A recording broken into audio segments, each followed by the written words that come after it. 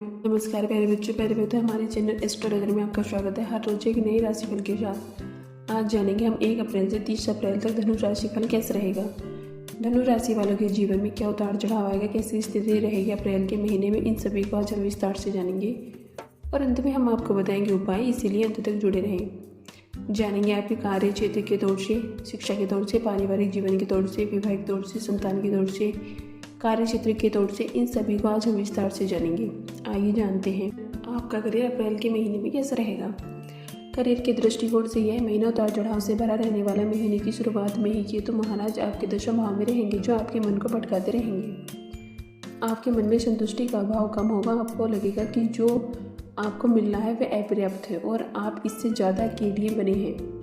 इससे मन में कुंठा पैदा होगी और काम करने में मन नहीं लगेगा और काम में गड़बड़ी होने की भी संभावना बनती नजर आ रही है। इसीलिए अपनी नौकरी में बहुत सावधानी बरतें, क्योंकि आपकी गलती परेशानी खड़ी कर सकती है। महीने की शुरुआत में राहु, सूर्य और शुक्र चतुर्थ भाव में बैठकर दशम भाव को देखेंगे, जिससे वह बहुत सारी समस्याएं कार्य क्षेत्र में आपके सामने एक साथ आ सकती हैं। उन्हें एक चुनौती की भांति स्वीकार कर उनका सामना करें, तभी आप नौकरी में अच्छा प्रदर्शन कर पाने में कामयाब होंगे।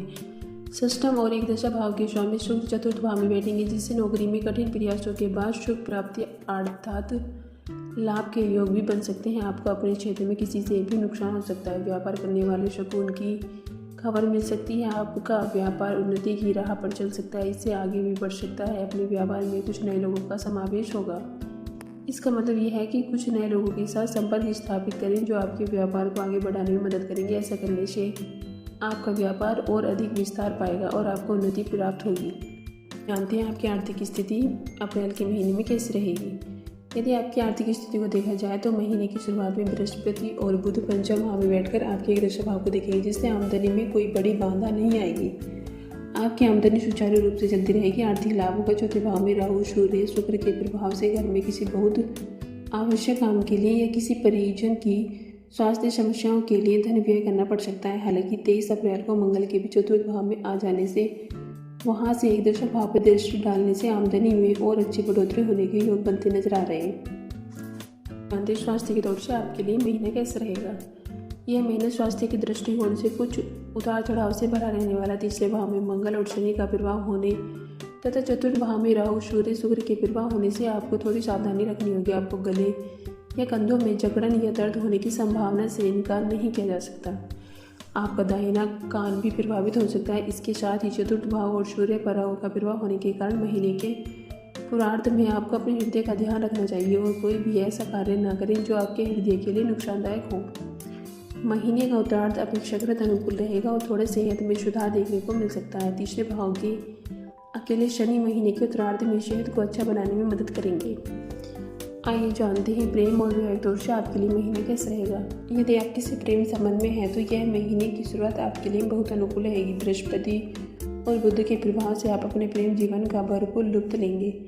आप और आपके परिजन के बीच की नज़दीकियाँ बढ़ेंगे। आप एक दूसरे से ज्ञान धर्म की बातें करेंगे, बल्कि किसी तीर्थ स्थल पर घूमने भी जा सकते हैं। आपसी बातों को, विचारों को साझा करने से आप एक दूसरे के और निकट आएंगे और एक दूसरे को और बेहतर तरीके से समझ पाएंगे। हालांकि महीने के उत्तरार्ध में सूर्य अपनी उच्च राशि में मेष में 13 अप्रैल को प्रवेश करेंगे, जो कि आपका पंचम भाव होगा, और उससे पहले ही बुध चतुर्थ भाव में वापस लौट जाएंगे। तो बृहस्पति और सूर्य के प्रभाव से आपके प्रियतम को कोई बड़ी पद भी मिल सकता है। यदि वह किसी नौकरी की तैयारी कर रहे हैं तो इस दौरान उन्हें सरकारी नौकरी की भी प्राप्ति हो सकती है, जिससे आपको उन पर गर्व होगा और आपका रिश्ता और भी अधिक बेहतर हो जाएगा।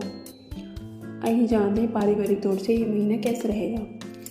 यह महीना पारिवारिक तौर पर उतार चढ़ाव से भरे रहने की संभावना है। दूसरे भाव के स्वामी शनि महाराज कुंडली के तीसरे भाव में मंगल महाराज के साथ विराजमान रहकर पारिवारिक और कुटुंब के मामले में समस्याएं उत्पन्न कर सकते हैं। आपसी संबंधों में तनाव और टकराव बढ़ेगा। आपसी वाणी में कड़वाहट भी बढ़ सकती है, जो अपनों को चुप सकती है और इससे आपके रिश्ते प्रभावित हो सकते हैं। भाई बहनों को स्वास्थ्य समस्या और कुछ परेशानियां भी पीड़ित कर सकती हैं। ऐसी स्थिति में आपको उनका साथ देना चाहिए, क्योंकि यह आपका कर्तव्य भी है। महीने के उत्तरार्ध में मंगल मीन राशि में 23 अप्रैल को चले जाएंगे और अकेले शनिदेव तृतीय भाव में रहेंगे, तो भाई बहनों का सुख मिलेगा और उनके साथ किसी यात्रा पर जाने की संभावना भी बनेगी। चतुर्थ भाव पूरे महीने पीड़ित रहने की संभावना है। चतुर्थ भाव में राहु, सूर्य और शुक्र एक साथ स्थित होंगे। यहाँ राहु सूर्य का सूर्य ग्रहण दोष भी बनेगा, जिससे माता और पिता के स्वास्थ्य पर भी ग्रहण लग सकता है, इसलिए उनका स्वास्थ्य का पूरा ध्यान रखें। 13 अप्रैल को सूर्य के पंचम भाव में जाने से और मंगल के 23 अप्रैल चतुर्थ भाव में आ जाने से राहु मंगल अंगारक दोष के प्रभाव से भी पारिवारिक जीवन में अशांति रहेगी। परिजनों का स्वास्थ्य बिगड़ा हुआ रहेगा, इसलिए आपको सावधानी बरतनी होगी। आइए जानते हैं उपाय। आपको एक अच्छी सी गुणवत्ता वाला पीला पुखराज रत्न गुरुवार के दिन सोने की मुद्रा में जुड़वाकर अपनी तर्जनी उंगली में धारण करना चाहिए।